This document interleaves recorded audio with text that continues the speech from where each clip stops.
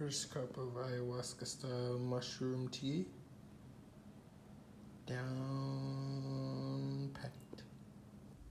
But it seems to be going well. I've tripped like twice, very small dosages afterwards.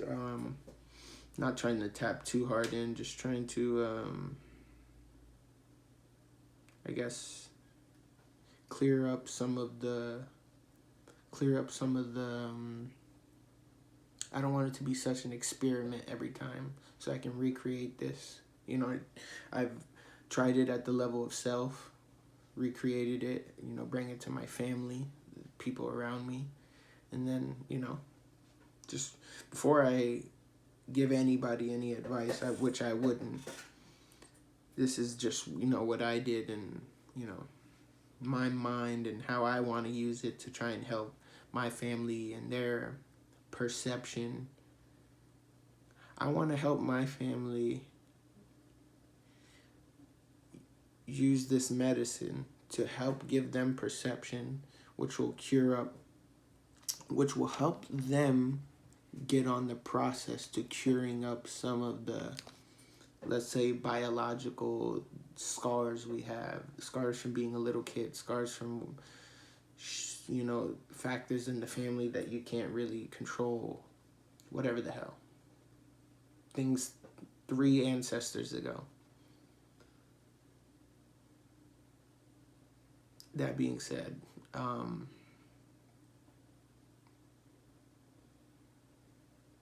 it's worth doing, for sure. It's worth doing, but I would say go do all the research you can. Look at the John Hopkins studies. Get into like, I would get into archetypes like Carl Jung. Get into archetypes and understand a little bit of psychology so you can navigate the world. Not be so afraid, not be such a victim in that world, even though there's no way to navigate. You're always a victim to some degree, but not a victim.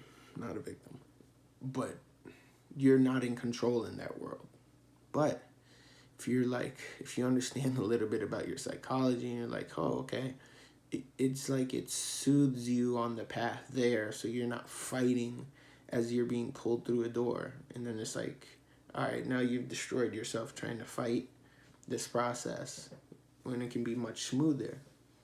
And I think that's what can happen if you understand the archetypes and your psychology a bit, and you use it to sort of allow you to succumb to that world, I guess, is to succumb to that idea. It's kind of, yeah. I'm all over the place.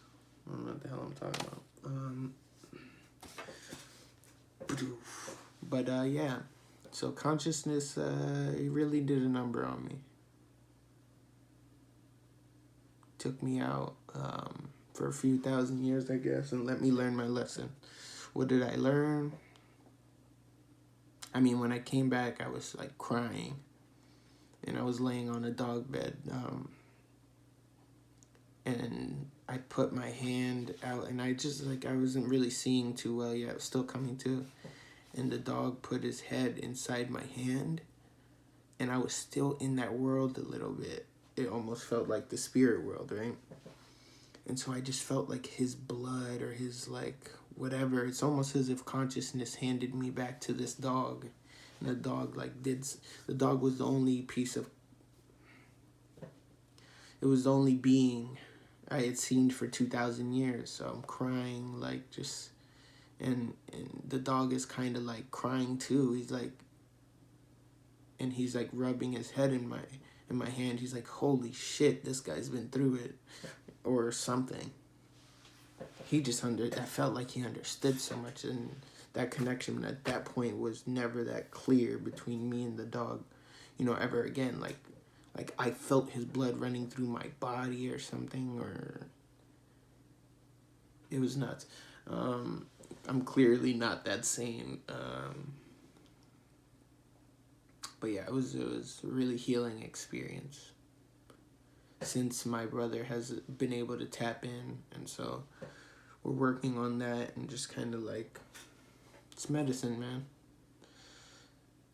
There's just so much healing to be done. But if you can use the right psychology, I really appreciate Jordan Peterson and all the stuff he's done, all the things he's done on, just the biblical stories. I've never been a religious person. I've been like, church has literally pushed me away from religion. And so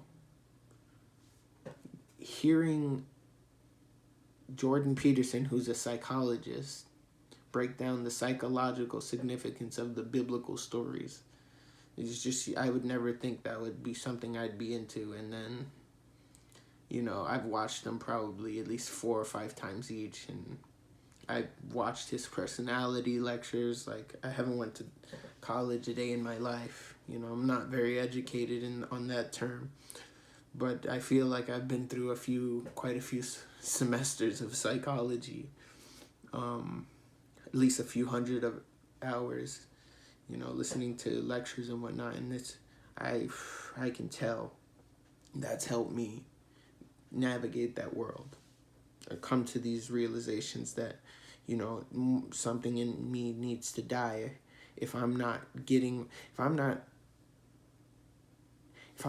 happy with what's around me, what situation I'm in, then there's something in me that needs to be left behind, so that something in me needs to die and be reborn, so that I can, have new ideas, make new movements, have new things happen. So, all that rambling,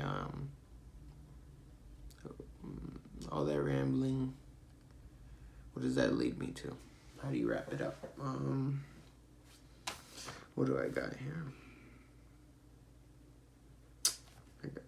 Journaling. Absolutely the way to go.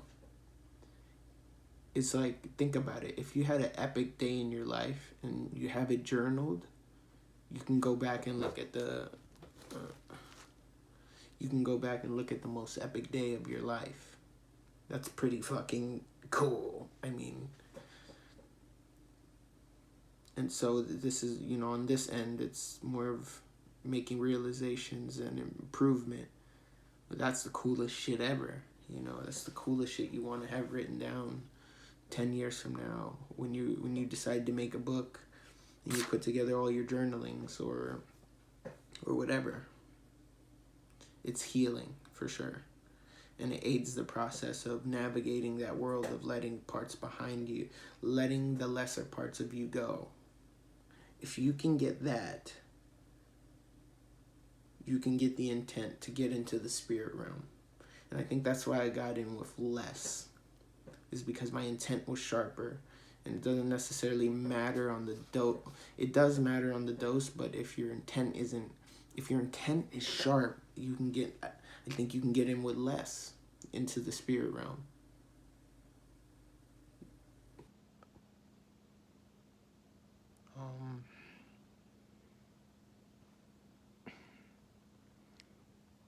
I'm not sure what to think after that.